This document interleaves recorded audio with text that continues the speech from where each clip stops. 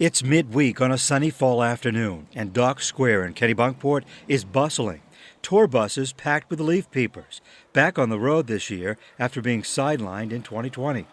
At the sprawling 125-room Colony Hotel overlooking Ocean Avenue with picturesque views of the Atlantic. You don't have this view in Texas. Oh, no, exactly. Managing partner John Martin says they went from the worst year ever to the best year ever.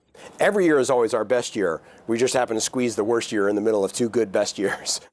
The worst in 2020, when they couldn't even book rooms for the whole month of June, and they hosted just 4 weddings that year, down from an average of 26. The weddings are back, and so are the people. We're traditionally, Kennebunkport, Southern Maine is pretty much sold out every weekend. It was just a different pent-up demand, and midweek was much busier also. We also saw a different clientele. A lot more people who would have normally gone to maybe Europe decided to travel domestically.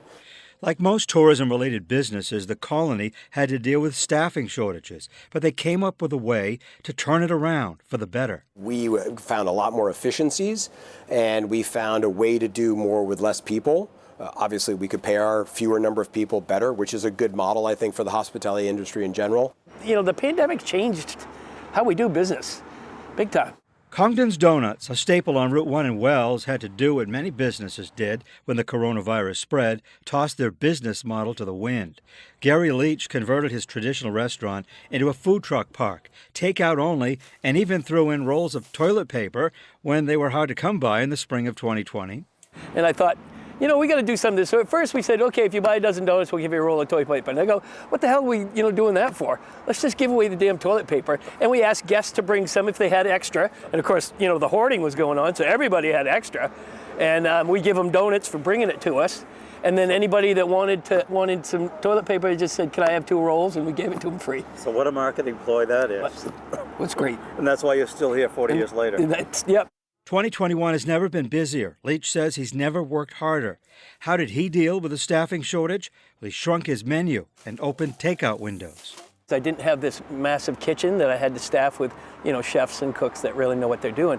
Right now I can run my kitchen on 2 17-year-olds.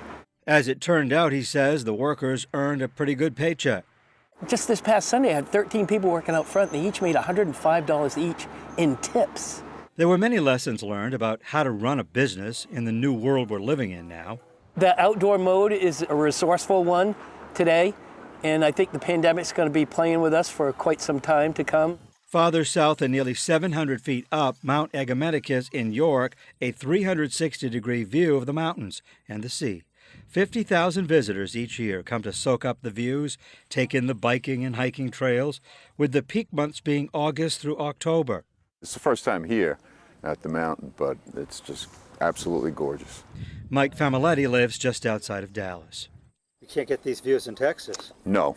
The only elevation where I live is the on-ramp to I-35. The summer is long gone, and even before the last colorful leaves fall from our trees, Maine's tourism season never really ends, with plenty of ski resorts and snowmobile trails that draw people from near and far. In Kennebunkport, I'm Jim Keithley.